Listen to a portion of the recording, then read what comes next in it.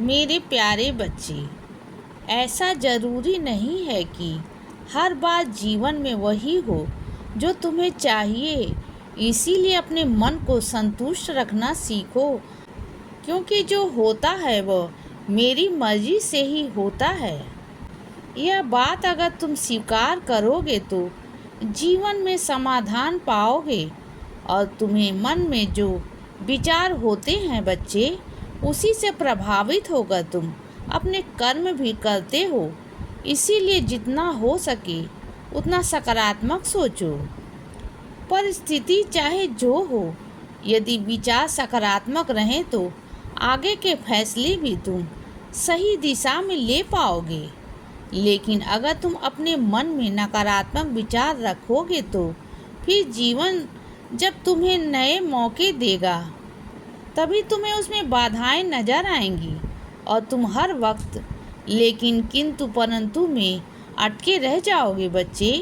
इसीलिए जीवन में सही सोच बहुत ज़रूरी है, और जिनके विचार सकारात्मक होते हैं उनकी इच्छा शक्ति दृढ़ होती है, और जिनकी इच्छा शक्ति दृढ़ होती है तो उन्हें मैं सही दिशा दिखा ही देता हूँ, जिस पर चलकर तुम अपने सपनों को पूरा कर सकते हो। मेरे बच्चे, जीवन में हर परिस्थिति कुछ न कुछ सिखा कर जाती है, पर मेरे कुछ बच्चे हैं जो यह बात समझते नहीं हैं और उन्हें लगता है कि उन्हें सज़ा मिल रही है।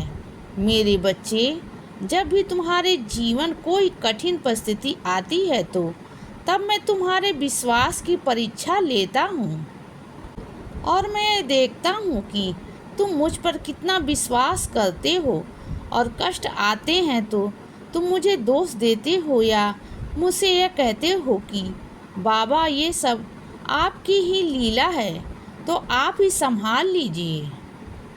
जब तुम मुझ पर समर्पण भाव से अपना हर कष्ट मेरे कदमों में रख देते हो, तब तुम्हारे जीवन में मेरे आशीर्वादों की बारिश होती है।